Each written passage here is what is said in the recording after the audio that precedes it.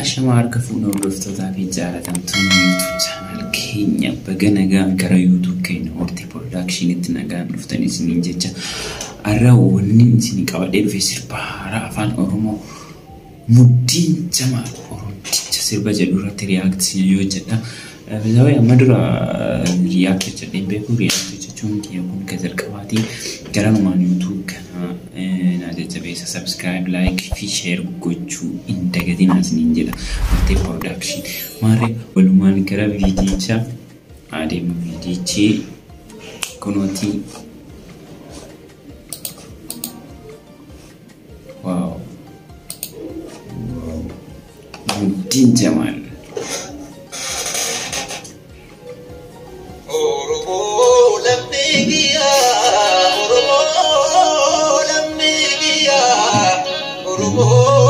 Sabakia, Oromo Namikia, Oromo Namikia, Oromo Sabakia, Dada Nadagaya, Aditala Nadagaya,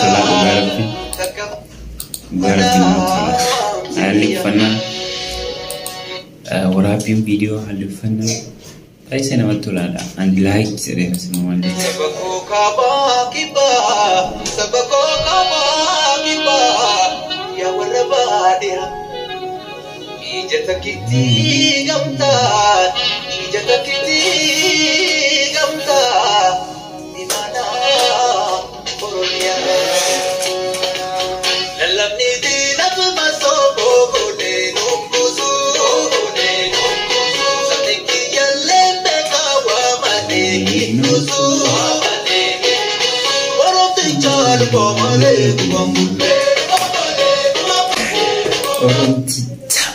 Luba malee kuwaan bullaare dhugaadha Oromoo rooroon jaalatu rooroo jibba luba malee kuwaan bullaare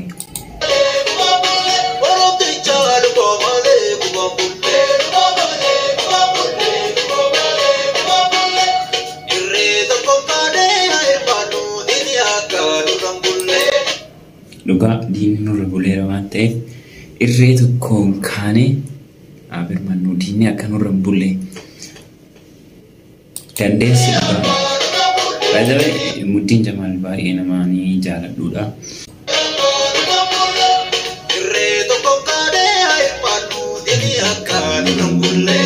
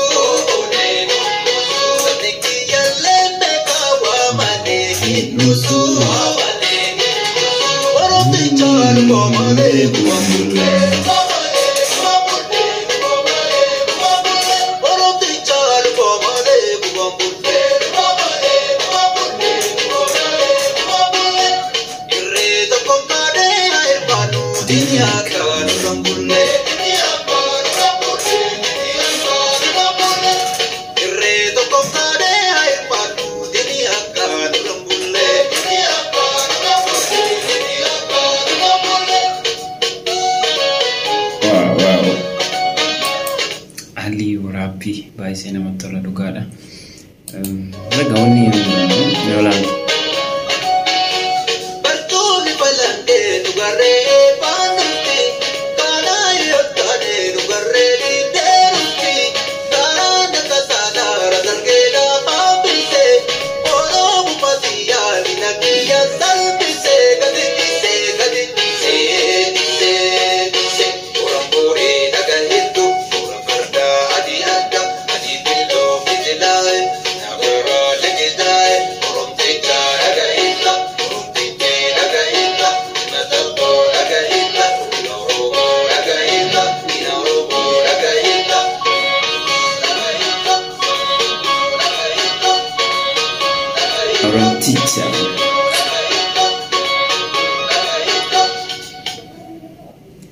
Wow, baay'ee namatti tola. Mudhiin Jamaal like si godheeraan dhugaa. Sirboota kanarratti